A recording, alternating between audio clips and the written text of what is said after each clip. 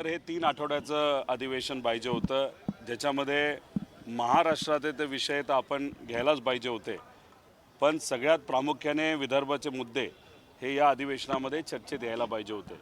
पण दुर्दैव असं गल्लीतले विषय या अधिवेशनामध्ये जास्त चर्चेत दुर्दैवाने त्या ठिकाणी येत आहेत. पण महत्त्वाचे विषय कुठेतरी बाजूला राहत आहेत.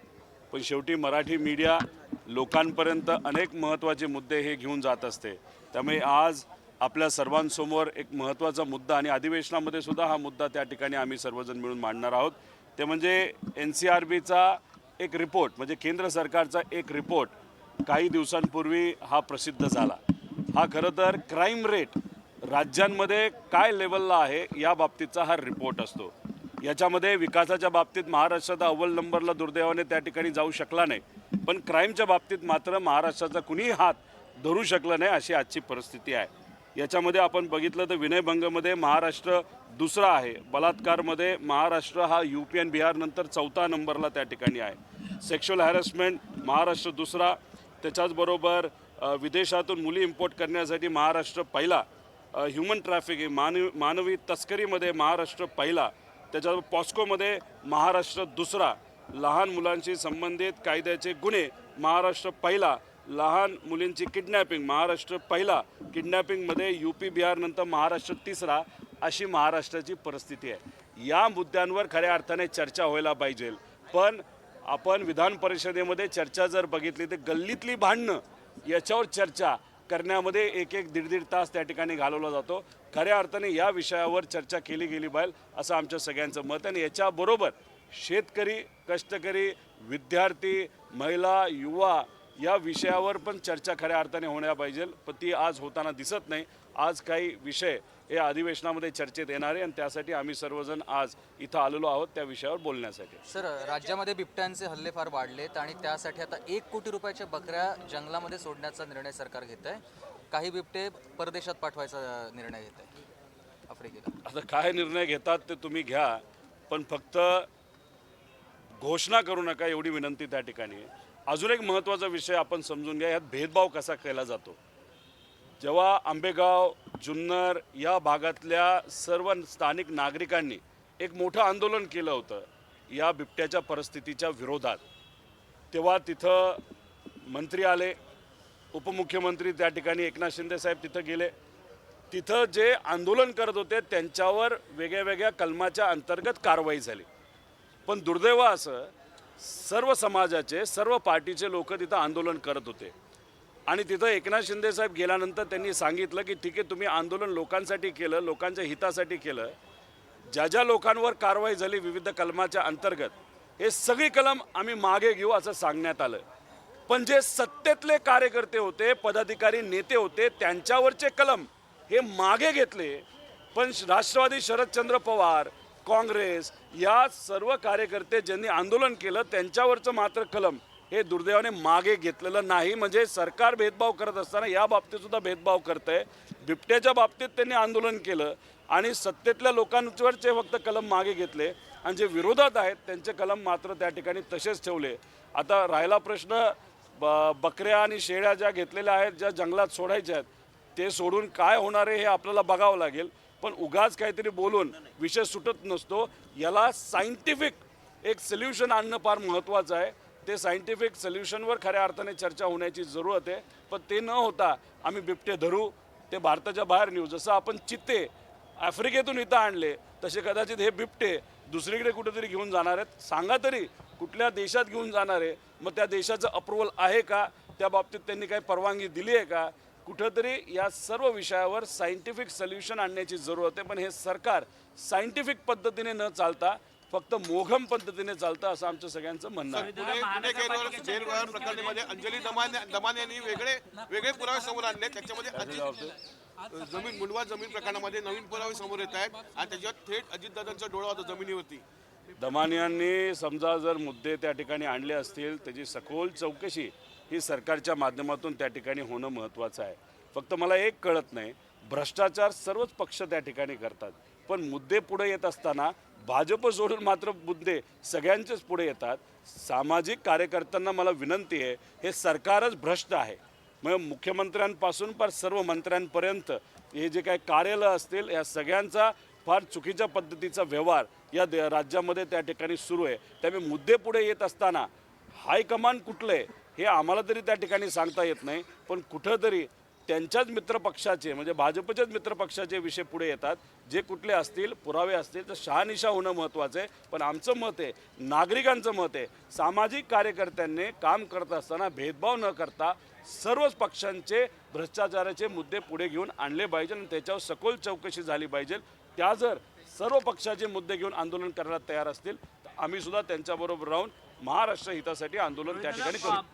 मुंबई महानगरपालिकेच्या निवडणुकीमध्ये भाजप आणि शिवसेनेची युती होताना पाहायला मिळणार आहे, परंतु त्या युतीमध्ये राष्ट्रवादी काँग्रेस पक्ष नसणार आहे, कारण की नवाब मलिक यांचा मुद्दा समोर घेत भाजपने ही हरकत जी आहे ती मांडलेली होती. 2 दिवसा अगोदर मुख्यमंत्री आणि उपमुख्यमंत्र्यांमध्ये या सगळ्या संदर्भात चर्चा सुद्धा झालेली असल्याचं पाहायला मिळतं. कुठेतरी अजित पवारांना एकाकी महायुतीमध्ये पाडलं जातं. आज अजितदादांना एकटं पाडलं जात असावं, उद्या जाऊन एकनाथ शिंदे साहेबांना एकटं पाडलं जाईल. मुंबई महानगरपालिकेचं इलेक्शन झाल्यानंतर आकडेवारी ही बघितली जाईल. त्याच्यामध्ये समजा एकनाथ शिंदे साहेबांची आकडेवारी योग्य नसेल आणि एक हाती सत्ता जर भाजपची आली तर दुसऱ्या दिवशी एकनाथ शिंदे साहेबांच्या पक्षाला वाऱ्यावर सोडलं जाईल. फक्त मुंबई महानगरपालिकेचं इलेक्शन असल्यामुळेच एकनाथ शिंदे साहेबांना अजूनपर्यंत हात त्या ठिकाणी लावला गेला नाही. नवी मुंबईमध्ये जो भ्रष्टाचार झाला सिरसाटांकडनं 5,000 कोटी रुपयाचा, याचे सर्व पुरावे मी दिले होते.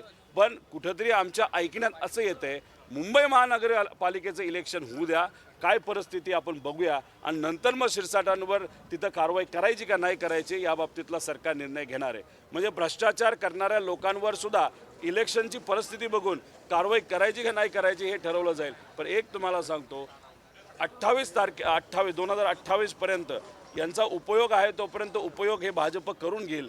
त्यानंतर यांच्यातलेच बरेचसे आमदार भाजपमध्ये प्रवेश करतील आणि 2029 लोकसभेला तिथं भाजप विरुद्ध सर्व इतर पक्ष अशी ही निवडणूक होण्याची शक्यता आहे. दादा, काही दिवसांपासून शिंदे आणि फडणवीसांमध्ये नाराजी असल्याची चर्चा होती. काल दुसरीकडे जर आपण पाहिलं तर शिंदेंनी स्तुतीस्तुमनं फडणवीसांवर उधळलेली आहे. त्यांनी म्हटलंय की कोई कितना भी चाहे हमें जुदा नहीं कर सकता. काय झालंय की एकनाथ शिंदे साहेब नाराज होतात, मग ते कुठेतरी साताऱ्यामध्ये त्यांच्या गावामध्ये जाऊन शेती करतात, नाही तर दिल्लीला जाऊन बसतात. आता दिल्लीला जाऊन कोणाशी भेटतात काय बोलतात माहीत नाही. मग ही नाराजगी अनेक दिवस चालल्यानंतर दिल्लीतले काही लोक हस्तक्षेप करतात. मग त्याच्यामध्ये मांडवली होते, चर्चा होते, सीटमध्ये पुढं मागे त्या ठिकाणी होतं तिकिटाच्या बाबतीत. आणि मग हे सगळं झाल्यानंतर परत हे लोक प्रेमात पडतात. म्हणजे लव्ह अँड हेट रिलेशनशिप आहे, पण ती स्वार्थापोटी आहे.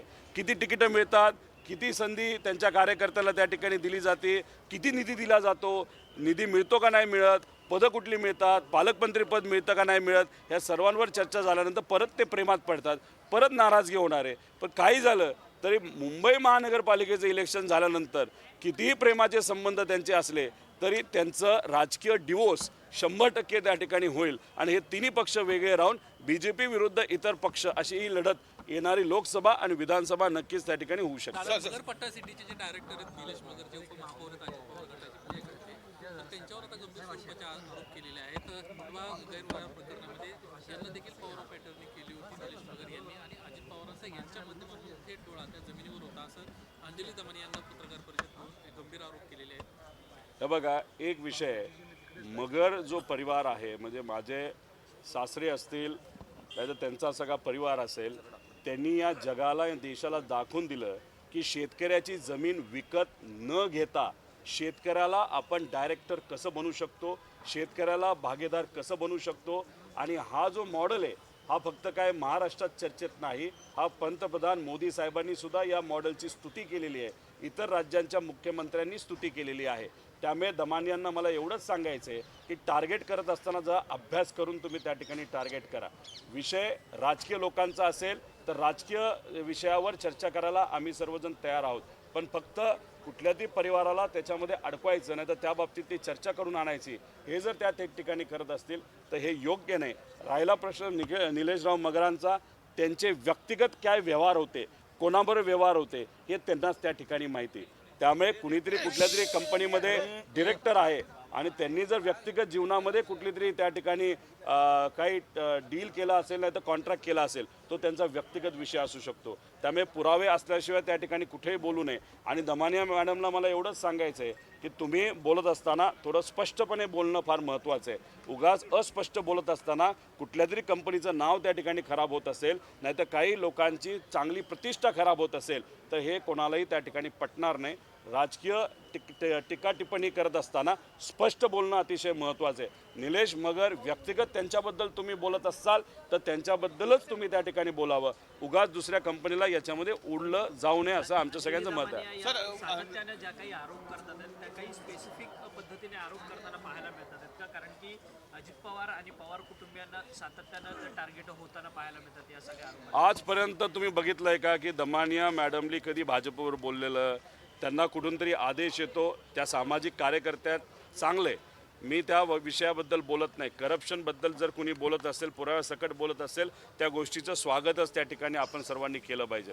पण फक्त ठराविक पक्षांना टार्गेट करण्यापेक्षा तिन्ही पक्षांना टार्गेट करायला काय हरकत आहे?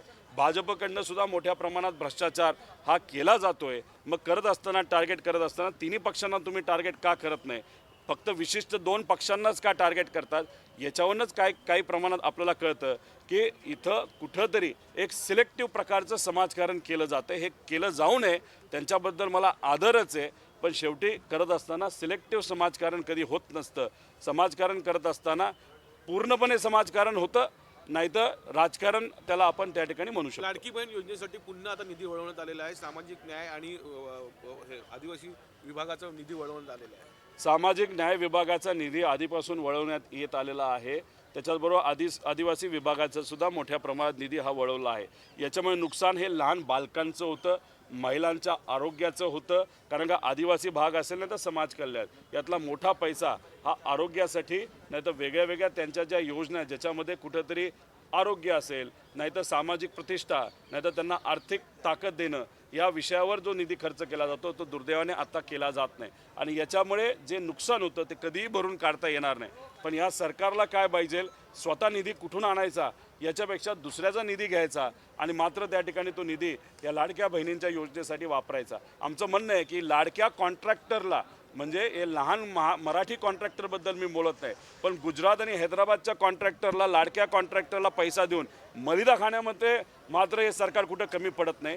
तो मलिदा जरा कमी खावा, लाडक्या बहिणींनाही पैसे द्या, पण समाज कल्याण आणि आपल्या आदिवासी विभागाचा निधी कृपा करून वळू नका. नुकसान जर आज त्या बाबतीतलं झालं, जे झालेलं आहे ते परत कधीही भरून काढता येणार नाही. तुमचे कार्यकर्ते आहेत सूर्यकांत मोरे, त्यांच्यावरती विधान परिषदेत हक्कभंगाचा प्रस्ताव आणलाय. त्यांनी सभापतीच्या पदावरतून टीका केलेली आहे, टीका टिप्पणी या सगळ्या प्रश्नांच्या संदर्भात हा सगळा हक्कभंग आणलेला आहे.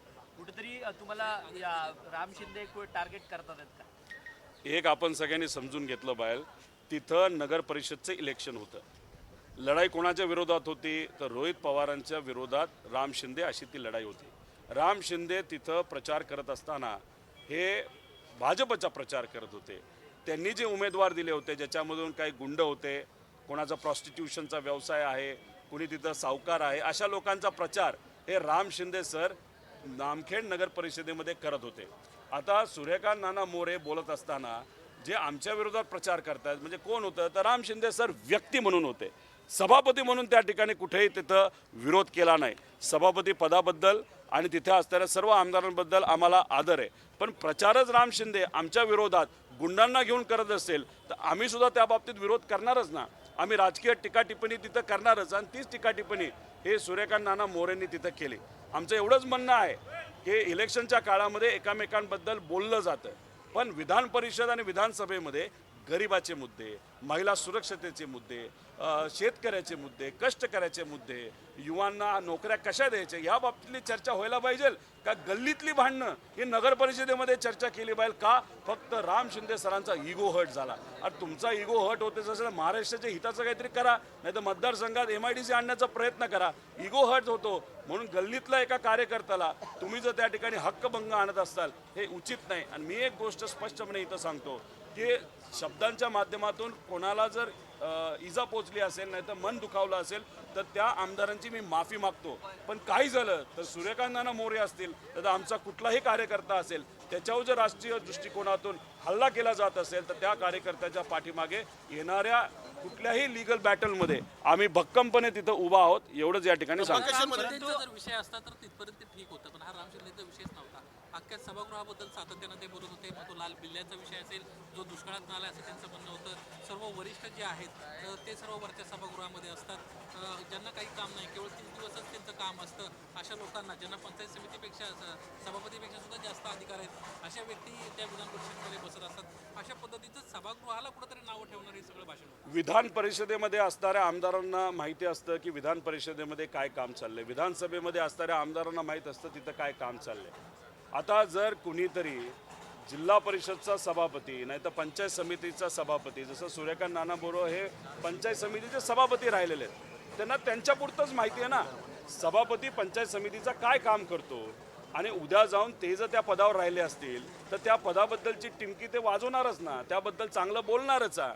त्यांना विधान परिषदेमध्ये काय होतं हे थोडी त्या ठिकाणी माहिती आहे. आणि मग बोलत असताना राम शिंदेंच्या विरोधात ते तिथं त्या ठिकाणी बोलत होते, ते कुठेही पदाच्या विरोधात तिथं बोलत नव्हते. आणि आज दुर्दैवाने या सरकारच्या काळामध्ये आपण जर बघितलं, आता नागपूर अधिवेशन विदर्भासाठी अतिशय महत्त्वाचं अधिवेशन आहे. हे किती दिवसाचं आहे? हे 6 दिवसाचं आहे. पण ओव्हरऑल गेल्या 5 वर्षाचं ॲव्हरेज जर आपण काढलं तर 30 दिवसापेक्षा जास्त न विधान परिषद चालले न विधानसभा चाललेलं आहे. त्यामुळे खरंच खोलात जाऊन जर आकडेवारी करायला गेलो, खरंच विधानसभा आणि विधान परिषद चाललंय का 30 दिवसापेक्षा जास्त, याचाही सखोल अभ्यास त्या ठिकाणी केला पाहिजे. विषय समजून घ्या की जे काही विधान परिषद आणि विधानसभेमध्ये आज जे चाललंय, गोंधळ चाललाय, कुठंतरी तिथं खऱ्या अर्थाने लोकांच्या हिताचे प्रश्न घेण्यापेक्षा राजकारण त्या ठिकाणी चालू आहे. त्यामुळे बाहेर बसणाऱ्या सामान्य व्यक्तीला, सामान्य नागरिकांना आपल्या या विधान परिषदेबद्दल, विधानसभेबद्दल काय वाटतं हे सुद्धा कुठंतरी लोकांनी तिथं समजून घेतलं पाहिजे, आमदारांनी समजून घेतलं पाहिजे. इथं गल्लीतली चर्चा जर होणार असेल तर लोक म्हणतील तुम्हाला गल्लीतली भांडणं सोडवण्यासाठी आम्ही निवडून दिलेलं नाही, महाराष्ट्रातले प्रॉब्लेम सोडवण्यासाठी निवडून दिलेलं आहे. त्याच्यावर चर्चा करण्याची जरूरत आहे. हे नक्कीच लोकांचं मत हे गेल्या काही वर्षांमध्ये ज्या पद्धतीने आपलं विधान परिषद आणि विधानसभा चालू आहे त्याच्यावरनं या सगळ्या गोष्टी बघितल्यानंतर आणि ज्या पद्धतीचं भांडण इथं चालतं, राजकारण चालतं, या सगळ्या गोष्टी बघितल्यानंतर दुर्दैवाने विधान परिषद आणि विधानसभेबद्दल सामान्य लोकांचं मत हे कुठं ना कुठंतरी पूर्वीची जी परिस्थिती होती आणि आजची परिस्थिती बघितली कुठंतरी मत थोडंसं खराब झालंय असं आपल्याला म्हणावं लागतं. घटनासमोर येते, मुलं विकणारी नवरा बायकोची टोळी मिळालेली आहे सर. अहो, मी आता तुम्हाला सांगितलं, मानवीय तस्करीमध्ये महाराष्ट्र पहिला आहे. विदेशातून मुली इम्पोर्ट करण्यामध्ये महाराष्ट्र पहिला, असं NCRB म्हणजे केंद्र सरकारचाच रिपोर्ट म्हणतो. तुम्ही एक कुठल्या तरी गावाचा विषय तिथं घेतलाय तस्करीबद्दल लहान मुलांच्या, इथं जर महाराष्ट्राची परिस्थिती बघितली तर महाराष्ट्र या देशामध्ये 1 नंबरला आहे तस्करीच्या बाबतीत. त्यामुळे ही परिस्थिती फक्त एका गावाची, एका शहराची नसून ही अख्ख्या महाराष्ट्राची परिस्थिती आहे. आणि ह्याला पूर्णपणे होम मंत्रालय तिथं महाराष्ट्राचं जबाबदारी असं आपल्याला म्हणावं लागेल. त्याला जोडून विचारतो, कारण स्वतःच्या पोटच्या 14 मुलांना जन्म द्यायचा, त्यापैकी 6 मुलं विकायची. नेमकं कुठे महाराष्ट्र कुठल्या बाजूला चाललेला आहे, काय सांगाल? नाशिकमधली जी घटना आहे त्र्यंबकेश्वरची, विकासाच्या बाबतीत आज महाराष्ट्र कुठं ना कुठंतरी कमी पडतोय. नोकऱ्या देण्याच्या बाबतीत महाराष्ट्र कमी पडतोय. जो मूलभूत हक्क आहे लोकांना जो दिला गेला पाहिजे त्यात महाराष्ट्र कमी पडतोय. शेतकऱ्याला हमीभाव देण्यासाठी महाराष्ट्र कमी पडतोय. मजूर तिथं अडचणीत आहे. आणि मग सरकार कशावर चालतंय तर 1500 रुपये महिन्याला आपण जर महिलांना दिले त्याच्यावर आपण निवडून येतोय, त्याच्यावर हे सरकार मस्त आहे. 80,000पेक्षा जास्त कॉन्ट्रॅक्टर अडचणीत आहेत. मग या सगळ्या हेतूतून गरिबी एवढ्या मोठ्या प्रमाणात आपल्या या देशात आणि महाराष्ट्रात वाढत चाललेली आहे. जर ती घटना तशी घडली असेल, पोटच्या मुलांना जर तिथं पैशासाठी विकलं जात असेल, ही दुर्दैवी गोष्ट आहे. एकतर ही चुकीचीच आहे, मी निषेधच या गोष्टीचा करतो. तुम्ही पालक असणार, कितीही आर्थिक परिस्थिती तुमची हालाकीची असली, पण पोटच्या मुलांना विकणं हे अयोग्य आहे. पण हे अयोग्य असताना त्यांच्यावर कारवाई करत असताना ही परिस्थिती का आली या महाराष्ट्रामध्ये याचाही खऱ्या अर्थाने अभ्यास सखोल दृष्टिकोनातून त्या ठिकाणी झाला पाहिजे अशी आमच्या सगळ्यांची मागणी. दादा, एक शेवटचा प्रश्न. तुम्ही जय पवारांच्या लग्नात गेलेला होता. रोहित दादा, तुमचा आणि अजित पवारांचा डान्सचा व्हिडिओ संपूर्ण व्हायरल झालेला होता. त्यावरती देखील राम शिंदे यांनी आपली नाराजी व्यक्त केली की यांच्या राजकारणामुळे माझा बळी गेलाय म्हणून. राम शिंदे सरांचं कसं आहे, 2019ला पडले, ते रडले, त्यांना आमदारकी मिळाली. त्यानंतर 2024ला ते पडले, रडले, त्यांना सभापतीपद तिथं मिळालेलं आहे. त्यामुळे रडण्याची त्यांची थोडीशी सवय आहे. कोविडच्या काळामध्ये लोक महाराष्ट्राची अडचणीत होती, पण कर्जत जामखेडची सुद्धा अडचणीत होते. तेव्हा हे घरी बसून त्यांच्या लॉनला पाणी दिल्यामध्ये मग्न होते. आणि 2024ला प्रचार गुंडांना घेऊन माझ्या विरोधात तिथं केला. त्यामुळे इथं येऊन तुमच्यासमोर ते जर रडत असतील तर ती त्यांची जुनी सवय आहे. त्याला खूप सिरियसली तुम्ही त्या ठिकाणी घेऊ नका. इगोइस्टिक माणसाला इगो सांभाळणं जास्त महत्त्वाचं असतं, पद सांभाळण्यापेक्षा. त्यामुळे त्यांचं जे स्टेटमेंट आहे ते त्यांचं व्यक्तिगत स्टेटमेंट आहे, बाकी दुसरं कुठलंही नाही. आणि आम्हाला तुम्ही कितीही टार्गेट करा, म्हणजे आम्हाला कितीही अडचणीत आणण्याचा तुम्ही प्रयत्न करा, पण मी एवढंच आहे की आज आम्ही अडचणीत असलो, आज आम्हाला त्या ठिकाणी अडचणीत असले तरी आम्ही तिथं लढत राहू, एवढंच या ठिकाणी सांगतो.